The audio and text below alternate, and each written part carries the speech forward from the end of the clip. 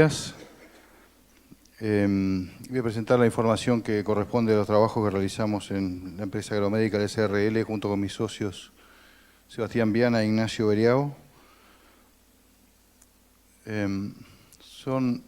Brevemente vamos a tratar de resumir este tiempo, si nos da, si no dejamos para otra oportunidad, los resultados de 2017, los diagnósticos de actividad bárica, que creo que es importante hacer alguna precisión, por lo menos a partir de que en este ámbito del taller de preñez esta herramienta se ha promocionado mucho y me parece que está bueno que hagamos alguna precisión con respecto a eso.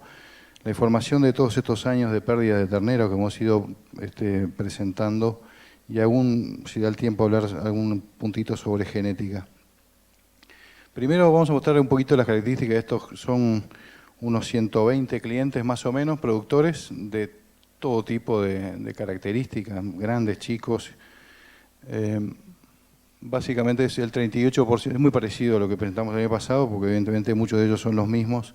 38% son criadores, 46% son ciclo completo y 16% ciclo incompleto u otro tipo de productores. Tienen asesoramiento de veterinarios del 12%, que son los que le va mejor. Un 29% de agrónomos, solo un 4% tiene agrónomo y veterinario y la mayoría de ellos, el 55%, la camperea sola.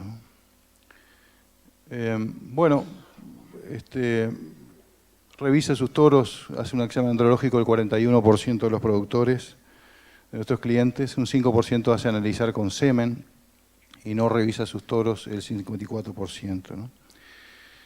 Por otro lado, hay vacunas contra enfermedades de la reproducción, el 23%, 22% base vacuna y además hace raspaje para campilobacteriosis y 55% no lo hace. ¿Cómo era eso cuando empezamos el taller en el 2003? Bueno, revisaba el 42%, ahora el 46%. Prácticamente se mantiene en torno a la mitad de los productores revisan sus toros y la mitad no lo hace. Y tenían una particular intención de cuidar las enfermedades venéreas el 25% en el 2003 y hoy en día es el 45%. Hay una tendencia, evidentemente, a preocuparse por las enfermedades de la reproducción, ¿no? Bueno, el diagnóstico de actividad bárica, como decía Emilio hoy, es una actividad que ha ido creciendo, pero lo hace a todo el rodeo. Son algunos productores chicos, el 8%, que nos piden apartar de a una a todas las vacas. 19% hace algún ganado, sobre todo la primera cría, y el 73% no lo utiliza. Y clasifica por fecha de parto en el momento de la ecografía, el 7%, 22% clasifica en la medida que van pariendo los ganados y el 71% no lo hace. Diagnóstico de actividad bárica, el 11% cuando empezamos en el 2003. Nosotros empezamos con esto un poco antes, pero más o menos coincidió con el inicio de la utilización de esta técnica comercialmente, digamos, como herramienta de asesoramiento de toma de decisiones en el Entore. Y por fecha de parto más o menos coincide con lo que se hacía antes. Destete temporario a todo el ganado del 1%, 36% algunos rodeos y no hace, o no hizo este año por lo menos, el 63%. En cambio, el destete precoz, un 1% destetó todo su ganado, el 13% hizo parte de su ganado y este año el 86% no se animó a destetar. Y en el 2003, desde el 47% a un 36% de este año, de destete temporario, más o menos también se mantiene todos los años, un 45% de los productores, la mitad más o menos, pone tablilla alguno de sus ganados. Y sin embargo, el destete precoz, cuando empezamos era del 4%, pasamos al 14%, con años en que fue mucho más. Este fue de los años en que menos destete se ha hecho. Creo que el año que se hizo más fue en torno al 2005, que era un momento de euforia en la ganadería y yo creo que había, incluso llegó casi hasta la mitad de los productores que habían hecho destete precoz en algunos de sus rodeos, ¿no? Utiliza suplementaciones minerales el 42% durante el servicio. Algunos dicen el 7% que le dan todo el año y no dio nada el 50%. Eso se mantiene bastante parecido, como vamos a ver. Y suplementaciones invernales, un 5% le da fardo de algún tipo, el 3% silo, sobre todo grano húmedo, y utiliza bloques proteicos el 24% de los clientes, de nuestros clientes. 68% no utiliza suplementación invernal o utiliza otro método de suplementación como una pastura guardada o lo que fuera, ¿no? No tengo la información sobre los suplementos invernales, pero en el 2013 el 65% daba sales, hoy el 50%. Y se mantiene más o menos también en torno a la mitad de los productores, que la mayoría de las veces coincide con todas las otras medidas. Es como que hay dos tipos que utilizan todo este tipo de herramientas y otros que no lo hacen, ¿no? Bueno, el manejo forrajero, un 18% tiene Lotus Rincón, un 11% tiene otro tipo de mejoramientos o utiliza pasturas o restos de verdeos o lo que fuera para la cría, digamos, y el 71% no lo tiene. Maneja la dotación y nos dice que tiene menos de 0,70 unidades ganaderas, el 3%. El 29% de nuestros clientes nos dice que maneja entre 0,70 y 0,80 durante el año. 0,80, 0,90 el 17%, más de eso el 2%, y no sabe, o la verdad que no tenía muy claro cuánto tenía la dotación la mitad de nuestros clientes.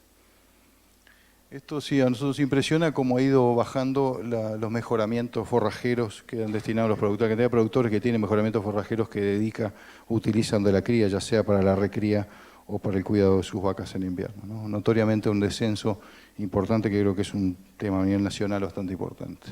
Bueno, estos son nuestros resultados, que me llama bastante la atención, que coinciden casi perfectamente con lo de Eduardo, incluso en las categorías, pero bueno. Para nosotros las vaquillonas nos dio el 86% con esos rangos, que es bastante, ahorita yo decía 86, ¿no es cierto? ¿Verdad? Ahí está. Los ganados solteros, que como vamos a ver van desapareciendo por suerte, ganados entorados de vacas falladas, el 86%. Ganados solteros sin discriminar, que es un solo rodeo que venía entre las vacas y vaquillonas, que no tuvimos la información, 84%. Y bueno, ahí tenemos las vacas paridas, la primera cría, 64%, que está más o menos en un promedio histórico nuestro. Las multíparas en torno al 69%, a ti te creo que te dio 70%, ¿no, verdad? Así que está bastante parecido. Lo que es parido sin discriminar, o sea que nosotros no podemos saber si son de primera cría, de segundo, qué edad tiene, 65%, sin discriminar, porque son rodeos que están entreverados por algún motivo y no pudimos saber cuál era, uno y otro 70%. Para nosotros, en 85.000 vacas, nos da el 72,9%, el 73% que coincide. Me copiaste, me parece. Sí, sí. O yo te copio a vos, sí, una de las dos. Sí. Que está en nuestro promedio histórico, o sea, está a 0,3% de nuestro promedio. Desde 1999 hasta ahora, nosotros tenemos un promedio histórico de 73%, con caídas brutales en la seca y los mejores resultados después de la seca, cuando hay una proporción casi de la mitad de las vacas entoradas sin ternero al pie, ¿no? Que son vaquillonas y vacas falladas del año anterior. Como siempre, la primera cría acompañando por debajo, incluido este año, que no nos sucedió lo que decía gente de Roche y demás, y el 33 sobre la primera cría siguió estando en nuestro caso por debajo del promedio, y la proporción de vacas solteras en los rodeos como tiende a bajar, evidentemente casi a desaparecer, por suerte, esta categoría improductiva y que conviene sacarla, ¿no? Bueno, estos son nuestros resultados entonces. Para nosotros, en conversación con mis dos colegas y socios, la primavera estuvo demorada, por lo menos en nuestra zona, tuvo poco aporte forrajero. Para nosotros eso fue un determinante de muchas cosas, pero entre ellas, a partir de eso, muchísimos anestos en los diagnósticos de activárica que hicimos en diciembre. En algunos casos muy preocupantes. Creo que hay algunos acá también que estuvimos haciendo que verdaderamente creíamos que íbamos a andar muy bien. Y estábamos a niveles, sacando la seca, de los peores años en niveles de proporciones de vacas ciclando en ese momento del año, en estos predios. Después, a partir de la lluvia de fin de diciembre y enero, la explosión de forraje posterior sirvió para los que entoran tarde, pero no para los que entoran más temprano o retiran los toros más temprano, como es en la zona de Basalto y en el norte. Seguramente puede haber sido ese un motivo de las diferencias grandes que hay de preñeces entre el norte y el este o el sur, creo yo. Los resultados entonces finalmente fueron bastante razonables para la gente que entora hasta tarde o que tiene por sus características propias campos estivales entores que van hasta fin de febrero. Pero sí con un retraso en el servicio. Las preñeces evidentemente no son malas, para nosotros promedio, pero lo que sí notamos es que hay una cola de aparición mucho mayor que otros años y eso va a ser un problema seguramente para el año que viene.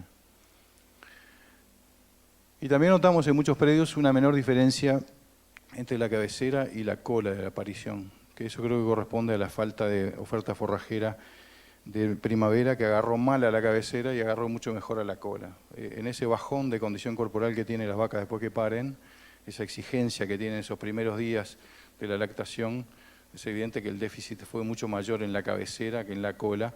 Por eso la ganado de cola estaba mucho más lindo y en algunos casos productores que tienen los mismos números, los mismos índices de preñez entre cabecera y cola, y en algunos casos incluso superior, parece que fuera así, ¿no? También decimos por todo esto que hemos hablado que la fecha de entore ha sido determinante en algunos casos, ¿no?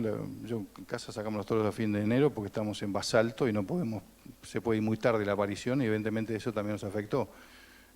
No pudimos aprovechar todo ese forraje tremendo que tuvo mucha gente. Y por último también coincidimos, ¿no?, con el tema de la garrapata, pero sí los problemas de parasitosis. En nuestro caso vimos tremendos problemas de saguaipé. Y creo que el año récord de bichera, que todavía están ahí, estamos todavía tratando de curar, que fue no solamente en los toros, sino en vacas y en todas las categorías un problema muy serio. Bueno, yo siempre he hecho mano a lo que nos ofrece línea, sobre todo en el grasa acá.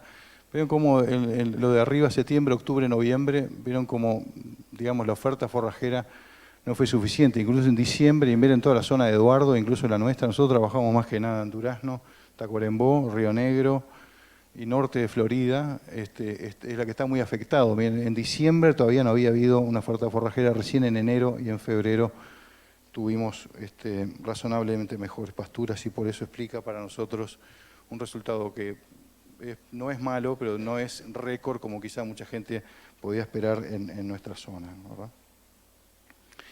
Bueno, no es momento de dar clase, no tenemos tiempo y tampoco soy yo para dar clase, pero simplemente me gustaría profundizar como hemos hecho estos años hablando de diagnóstico activárica, una técnica que para nosotros es extremadamente valiosa, que la usamos mucho, que está creciendo, pero que tiene para nosotros algunos puntos que nos cuestionamos o por lo menos nos preguntamos cómo hacemos para mejorarlo, porque los resultados han sido en algunos casos buenos y en otros todavía tenemos un espacio grande para trabajar. Bueno, esto es una placa clásica, digamos, simplemente que todos sabemos que el año tiene 365 días y que las vacas tienen en torno a los 282 días de gestación, por lo tanto nos quedan 83 días de anestro posparto, desde que pare hasta que su primer celo, para poder parir un ternero cada 12 meses, cada año, que es a lo que podemos apuntar, o menos, que lo podemos apuntar para tener un rodeo exitoso. Porque caído fuera de eso, lo que es clásico en Uruguay, echamos mano a medidas que en realidad engañan, ¿no es cierto? Estirar el entore. ¿No? Como si eso solucionara los problemas, lo soluciona, y hay gente que sí lo defiende porque prefiere cabezas, después nos pide que saquemos la cola de la aparición y la vende, la preñez quiero decir, y la vende, que es respetable para cada uno pero nosotros no compartimos eso como norma que se utilice, pues notoriamente eso no soluciona el problema, o si no la otra gran jugada celeste que es entorarlas en invierno para el otoño, que tampoco soluciona, porque no es cierto que entregue un ternero ese mismo año, lo entrega al año siguiente, falla al año siguiente, los 6 meses que perdió los vuelve a perder el año siguiente, y como el resultado reproductivo de un rodeo es el promedio de los intervalos, cuántos terneros entrega esa vaca en su vida, es lo mismo, los sistemas que entoran en invierno o tienen doble entore, tienen el mismo resultado en realidad que lo que finalmente hacen los rodeos que entoran una sola vez. Así que no es momento de discutirlo, ya lo hemos hecho. En los primeros talleres discutíamos esas cosas, ahora ya no discutimos más. O si no, si la otra gran jugada celeste que es dejar las vacas falladas para el año siguiente, que ahí sí, por suerte, cada vez es menos. Tampoco lo voy a discutir porque hay gente que lo defiende y respeto la opinión de todo el mundo en esa materia, pero solamente pensar que con los costos que tenemos muertos por hectárea hoy en día, pensar que esa vaca tiene que pasar un año sin nada, otro más para preñarse, gestar y destetar, va a estar 2 años y medio consumiendo un costo que tenemos muerto que no se lleva la mitad del ternero, ¿no? Así que ahí estamos en esos días en los cuales nosotros tenemos que bucear a ver cómo están. En realidad lo que es impresionante es ver cómo nos preocupamos por esa vaca capaz que 40 días al año de ella, la mayoría de las veces no miramos todo el resto del año que tenemos que hacer antes de llegar a ese momento. Pero parece que en esos 40 días tenemos que solucionar todo con la tablilla, con el test de precoz o lo que fuera. Y tristemente es el momento en el que menos cintura tenemos para hacer cosas y es mucho más, somos mucho más dependientes de todo lo que se haya hecho antes que lo que hicimos después. Los factores que determinan ese largo de ese anestro posparto, notoriamente, digo unas cosas que son todos técnicos acá y me da un poco de vergüenza hablar de estas cosas que todo el mundo sabe, pero por lo menos para repasar, para ponernos en situación de todo esto. La nutrición antes y después del parto es evidentemente más importante, la edad del parto también, el estímulo del ternero mamando es la otra causa importante, digamos, de retraso en todo eso. La edad del parto, las dificultades en el parto y la producción de leche y lo demás. Pero lo que nos tiene que afectar a nosotros, o por lo menos que más influye sobre eso, es evidentemente si le dimos de comer antes y después del parto o no, o si tenemos alguna posibilidad de frenar el estímulo del ternero de ese mamando, que es el que impide que entre en celo, ¿no? Esta es un clásico de Wilpan de 1983, viejazo, pero si lo ponemos simplemente. Notoriamente las vacas tienen que tener una condición corporal de entorno de 4 para arriba para que se puedan cumplir esos 80 días como mínimo. Y eso está más que demostrado. Hemos hablado, nos ha ilustrado la ingeniera Quintana todos estos años, que ese es el factor principal, la condición corporal.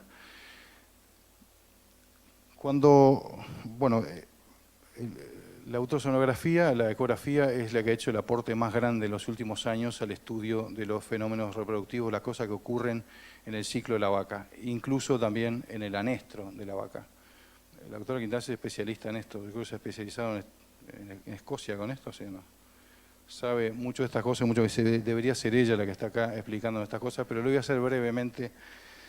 Simplemente porque se descubrió en el ciclo normal de la vaca que no solamente ocurre el crecimiento del cuerpo lúteo, sino que además hay un crecimiento de una sonda folicular, un grupo de folículos que crecen, en determinado momento uno de ellos domina sobre los demás, los somete, sigue creciendo y que finalmente no ovula, sino que se vuelve atrésico y sale una segunda onda folicular que ese sí finalmente después sí logra ovular. En el ciclo hay vacas que tienen 3 ondas foliculares y que mantienen esa característica toda su vida, tienden a tener un ciclo, un intervalo entre celos mayor que el de las 2.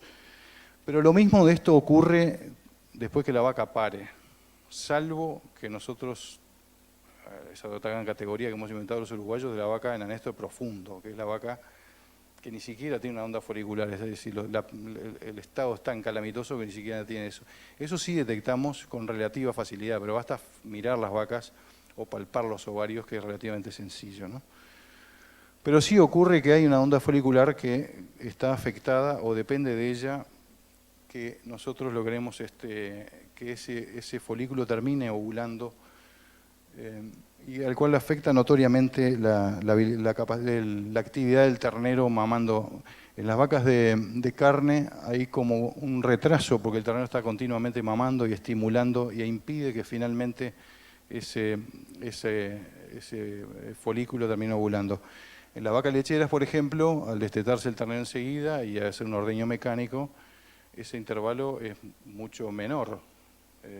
Y lo mismo sucede si en las vacas de carne nosotros destetamos el ternero y lo hacemos mamar, por ejemplo, 2 veces al día, porque el estímulo neurohumoral, digamos, impide que así sea, ¿no?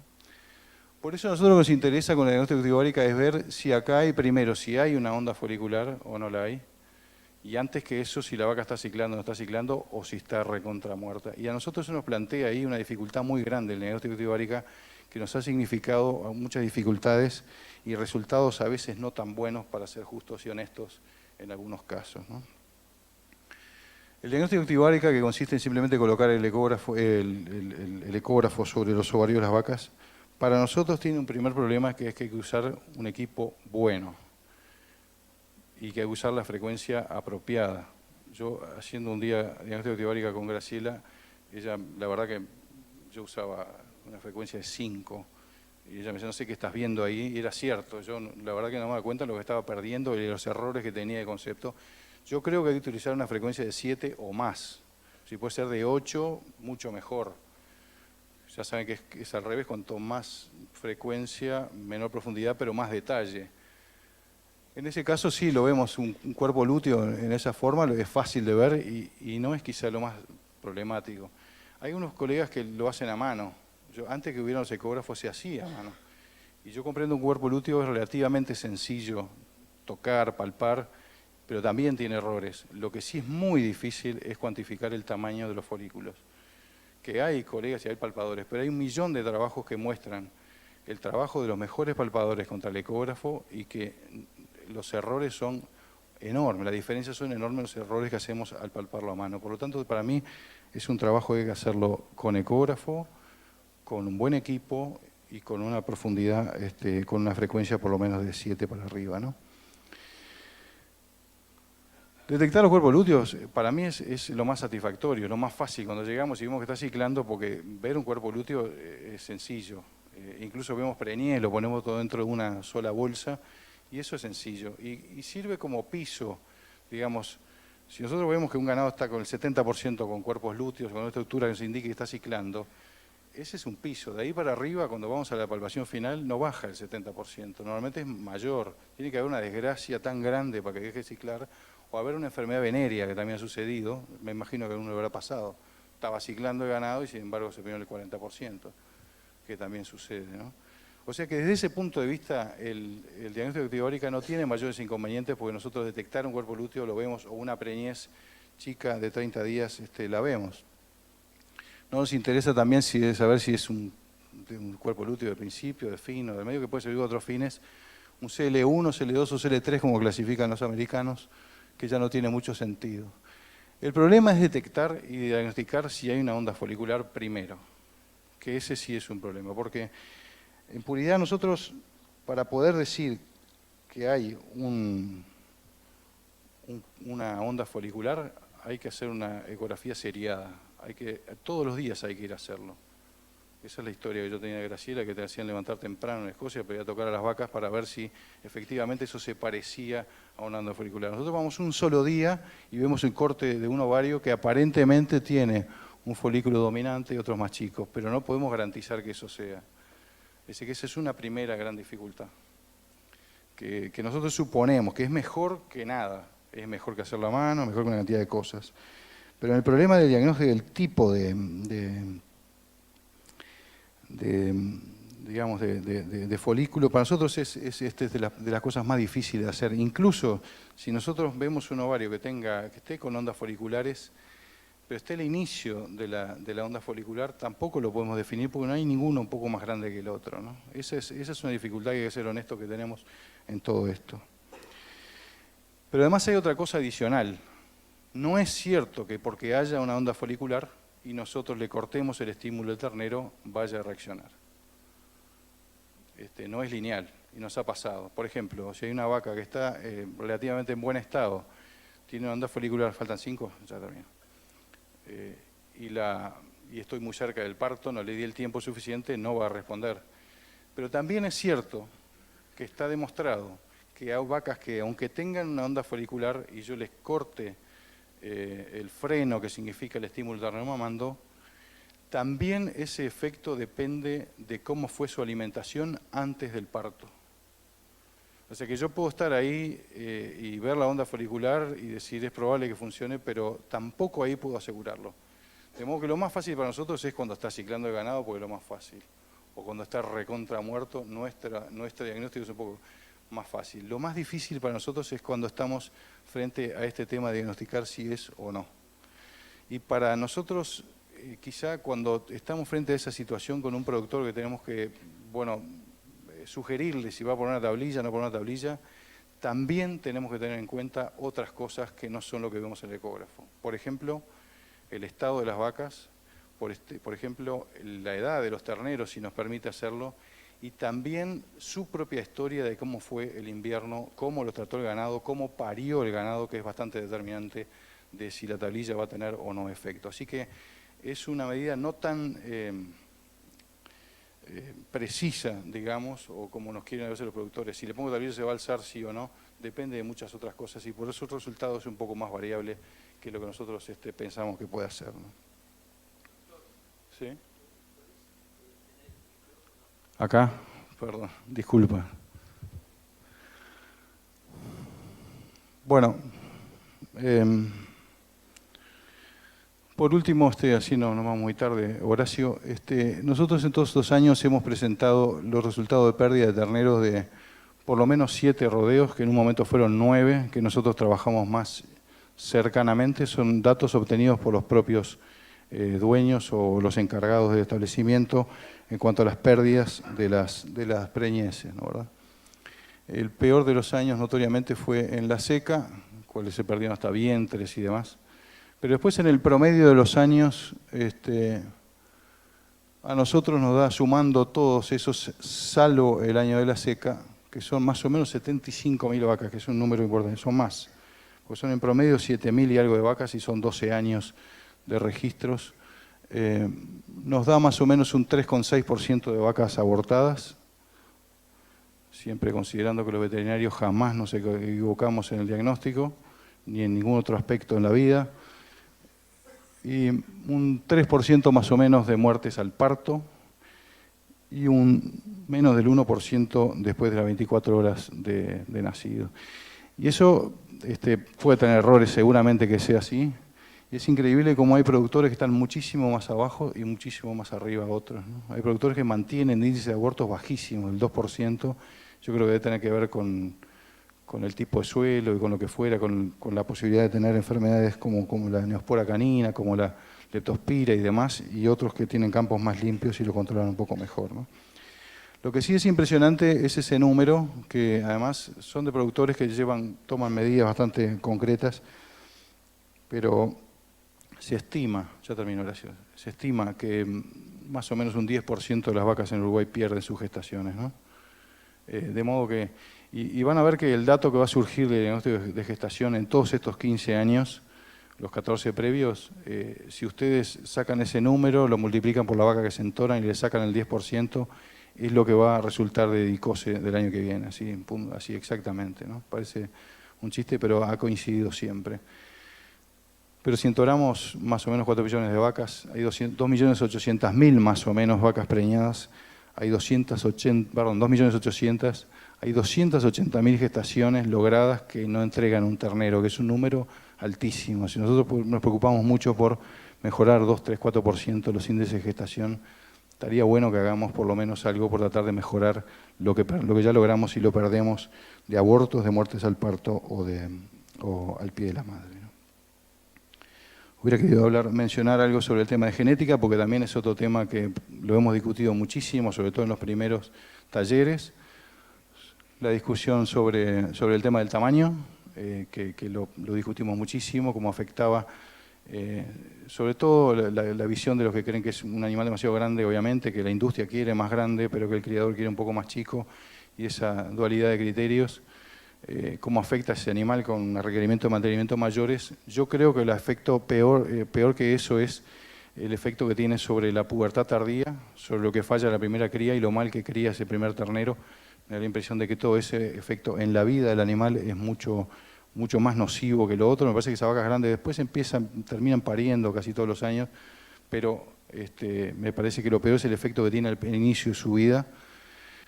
La fertilidad en sí mismo, con un concepto que para nosotros tiene que manejarse de otra manera, la selección por fertilidad, es decir, lo que no, más que el tamaño, lo que fuera, el hecho de poder refugar todas las vacas que fallan, tiene que ser una norma, y hay toda una discusión con respecto a eso que de repente en otra oportunidad, si encaramos el tema genético, lo podemos volver a retomar. Muchas gracias.